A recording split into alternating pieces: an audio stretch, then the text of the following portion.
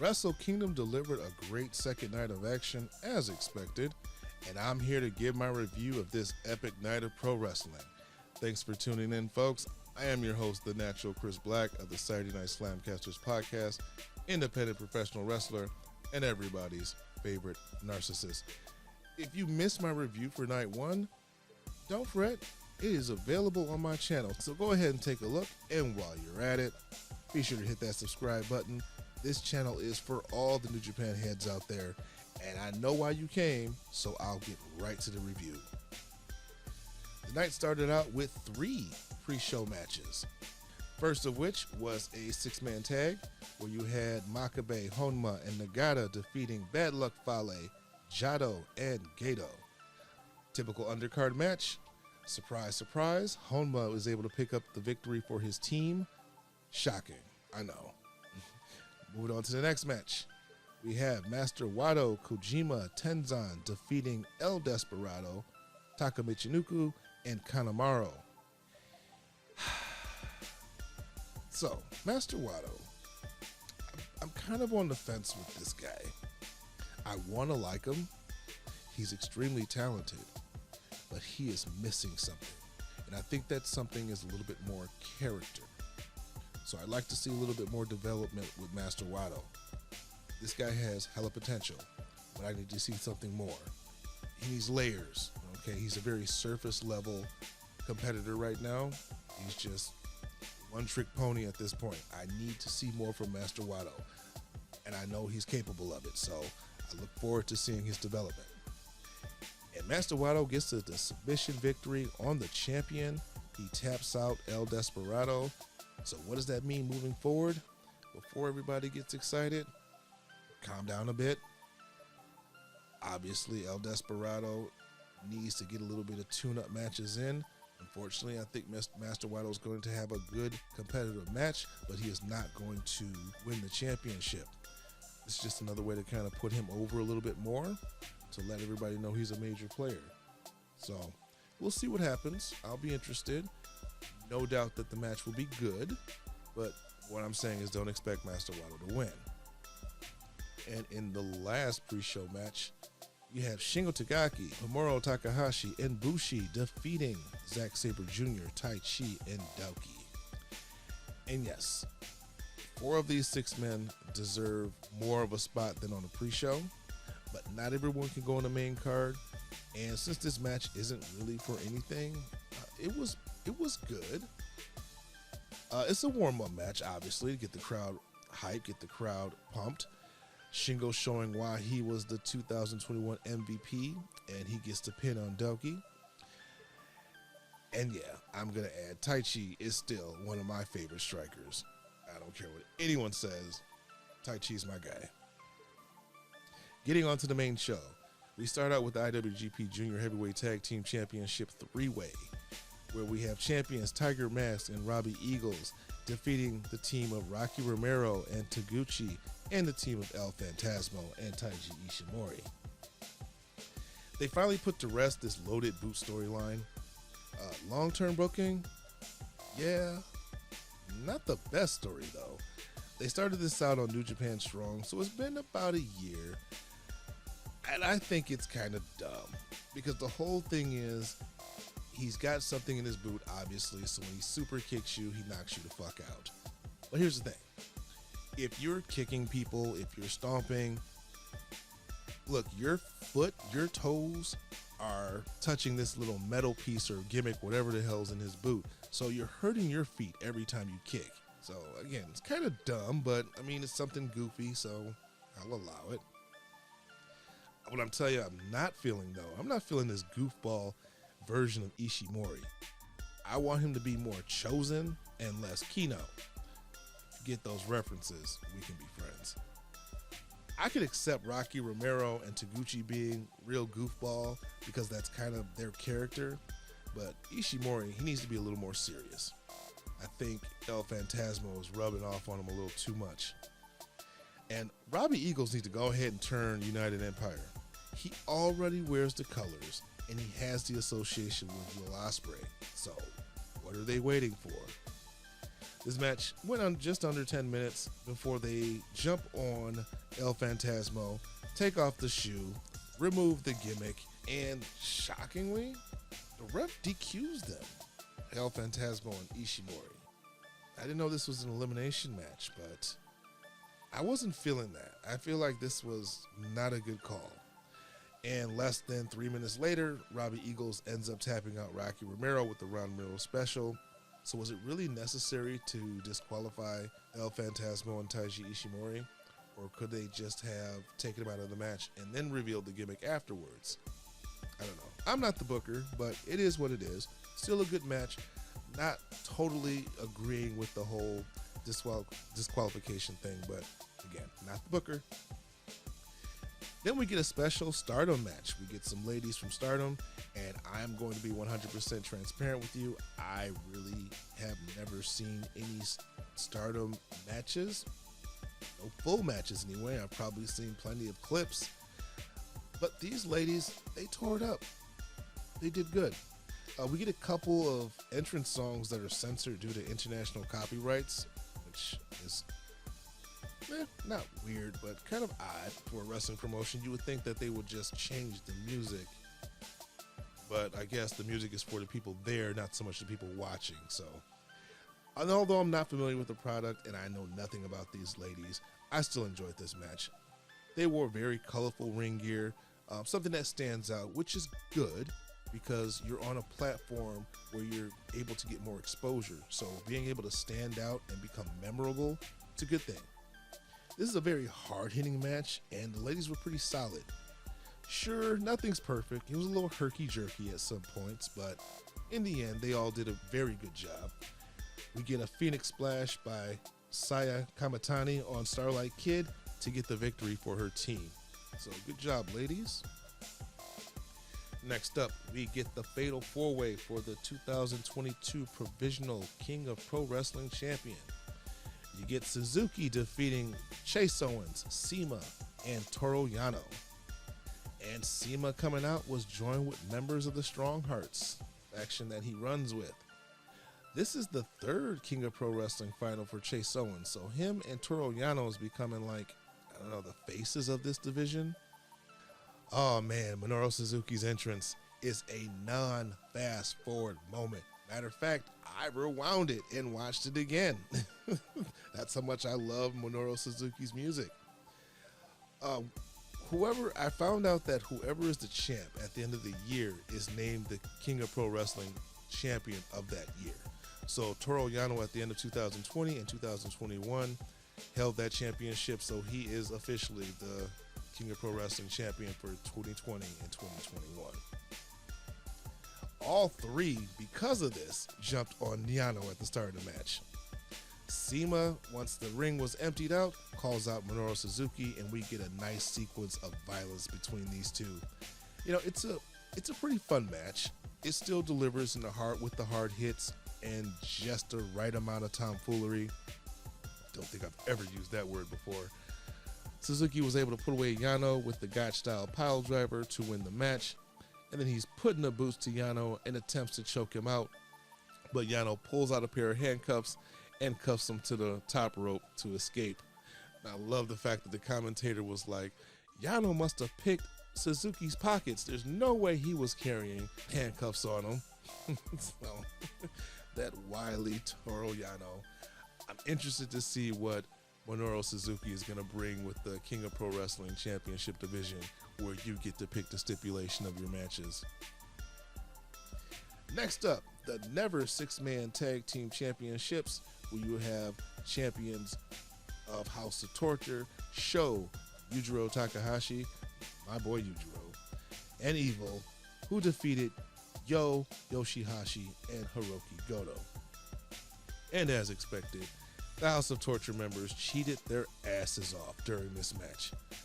But in a six-man tag, I don't really mind all the cheating that happened.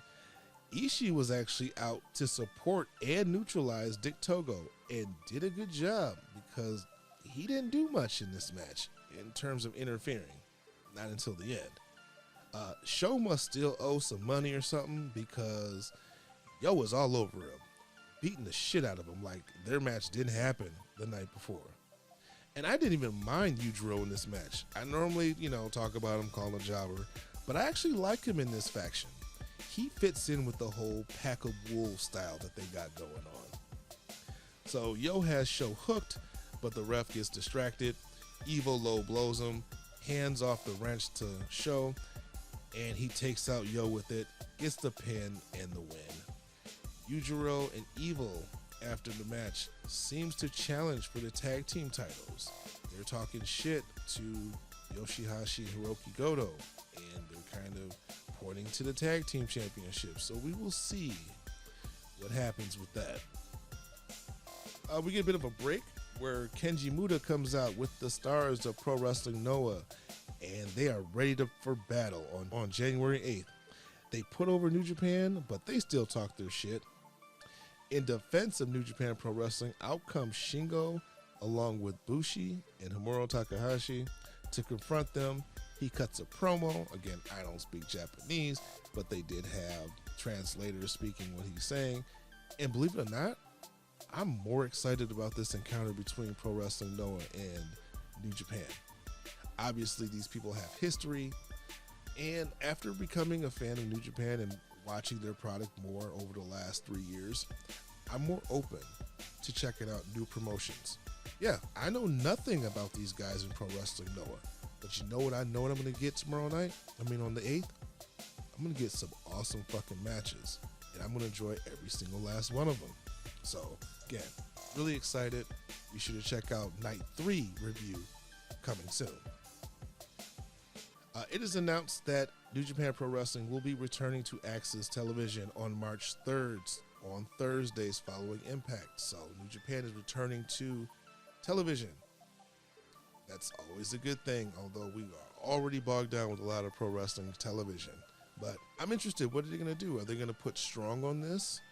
Or are they going to keep Strong as a New Japan World exclusive? I think they need to put some more exposure on New Japan Strong. That show is solid. And a 1 hour show, you can never go wrong with that in pro wrestling. But, okay, break's over. Let's get back to the matches. Next up, we have Sonata defeating the Great Okada. And oh my God, when Sonata came out, it is about fucking time. He got rid of that horrible entrance gear, and he finally goes back to the Sonata that I was introduced to. Absolutely love this new outfit that he's wearing. Badass. I like how Great Okada is just straight up disrespecting Sonata by turning his back to him as he enters the ring.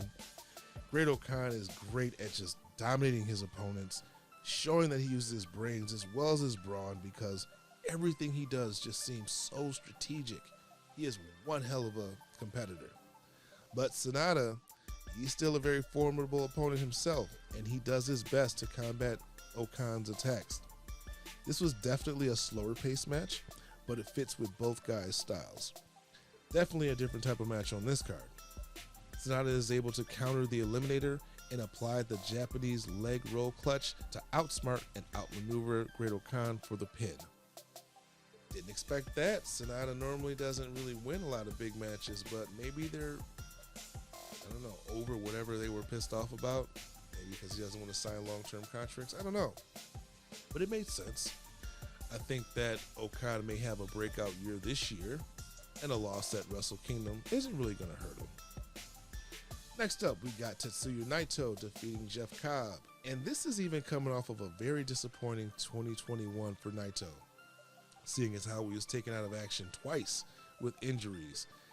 And with this version of Cobb, it was definitely a challenge for him. Cobb was not falling for Naito's usual slow, frustrating tactic. He goes right at him as soon as he's undressed. Naito, almost losing his cool, tosses the ref aside as he attacks Cobb's leg. He changes his strategies, and he seems less tranquilo than before. Cobb's strength is always a difference maker during these matches, and Naito is seriously having difficulty with Cobb during this match. His arrogance was pretty much non-existent. Naito's only hope was to stay on top of Cobb's knee. His focus was totally on the knee for the majority of the match. I love this match because this seemed like a fight with a sense of urgency between these two. They really knew that they had to be on top of each other to win this match. And it's a hard-fought match. And Naito finally triumphs after hitting a Destino. Only one! Normally, he's got to hit like 14 before he wins. But I guess Cobb was weakened, and I'm a little conflicted about this decision. I think Cobb deserved to win. He had a hell of a 2021. Tetsuya Naito, just coming off of 2 injuries, I don't think a loss to Cobb would have been damaging to him, regardless of how much higher in the card that Naito is. Jeff Cobb absolutely deserved the win in this case, but not the booker. Next match, we have the IWGP US Heavyweight Championships no disqualification match where Hiroshi Tanahashi defeats Kenta to regain that championship. At the start of the match, Kendo brings down 2 kendo sticks. Did I say Kendo? Kenta brings down 2 kendo sticks, hands one to Tanahashi, probably trying to egg him on a little bit to make him lose his cool. Tana, however, gets to shine with the kendo sticks, beating the shit out of Kenta, who breaks out the busted briefcase. The old US, the winner of the first New Japan Cup USA, Kenta, he had the briefcase for a while. He cracked it over Tanahashi's head. So that's a nice little callback, nice little Easter egg we got during this match. Just no DQ, hardcore, street fight, whatever you want to call it. This match is what it is in the early stages, and it's really bringing out another side of Tanahashi that I've never seen before. He breaks out a guitar. He's normally using the air guitar. This time he has an actual guitar. And he starts getting his honky tonk man on and hits Kenta over the head with it, but it doesn't bust open like a typical guitar. It actually looked kind of stiff. Tanahashi was definitely out of his element during this match, but he seemed right at home embracing the violence. We get a really hard looking table bump where Kenta put Tanahashi through, and it looked like it could have ended badly for Kenta. His legs landed under the table as it broke, so it didn't look good. I thought he fucked his knees up, but no, he finished the match. He sets up a big ass, stupid ass ladder. Like it was a little comedy break that we got. He kind of was talking shit to the ref as he's slowly trying to put together this big ass ladder. Tanahashi knocks him off when he climbs to the top, and he gets busted open because he landed on top of the trash can. Like his eye is just gushing blood. Tanahashi sets him up on another table, climbs on top of the ladder, and delivers the highest high fly flow that the commentators claim they've ever seen. And he pins a bloody Kenta, regaining the US Championship. Didn't expect this from Tanahashi. He looked right at home in this violent match. Definitely going to look at Tanahashi a little different. What are you going to do with Kenta? Kenta is dangerous, and I could see him more in the never open weight division.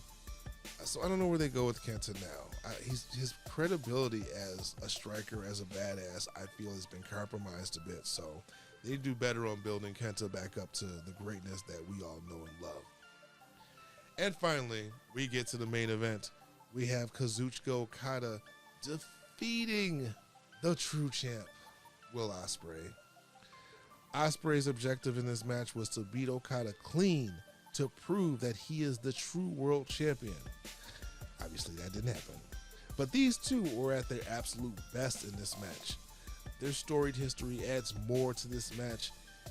These two beat the absolute hell out of each other. Okada tried using the same crossbody over the barricade, but this time he caught a kick from Ospreay right in the gut. Ospreay must have had that move well scouted from the previous night. Okada's pacing in his matches, I always talk very highly of that. It builds to the big climax of the match, as it should. You feel invested as you're watching. You're not overblown with just boom, boom, boom, boom, boom, boom, move, move, move, move, move. No, it's a slow, steady build. They really hit the gas when the time calls for it. Ospreay is a great heel, but he still kind of wrestles like a face. And what I mean by that is you have to stop him from building momentum. He's a very high impact, flashy spot wrestler. He's gotten better with psychology. However, his moves does seem like they have more of a meaning and he's not just doing them to be doing it. I think that's the difference between a lot of guys that love to do spots, but they don't want to employ a little bit of psychology. Will Ospreay gets it. Okada goes for a Rainmaker, reverses it to a standing Spanish fly. So this match has definitely picked up its pace. Ospreay hits 2 consecutive Rainmakers and a Super Oz Cutter.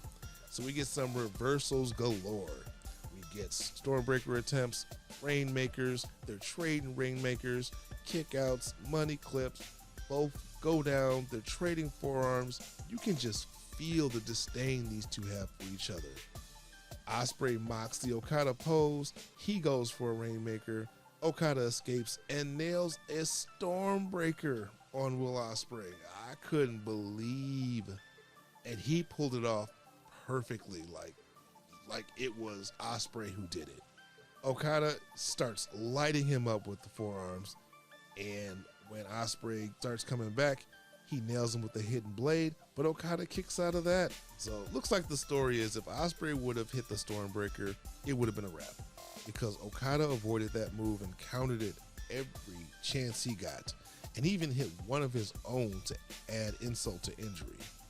The match ultimately ended with Okada hitting a landslide, followed by a Rainmaker, and just like that, Okada is now the undisputed IWGP World Heavyweight Champion.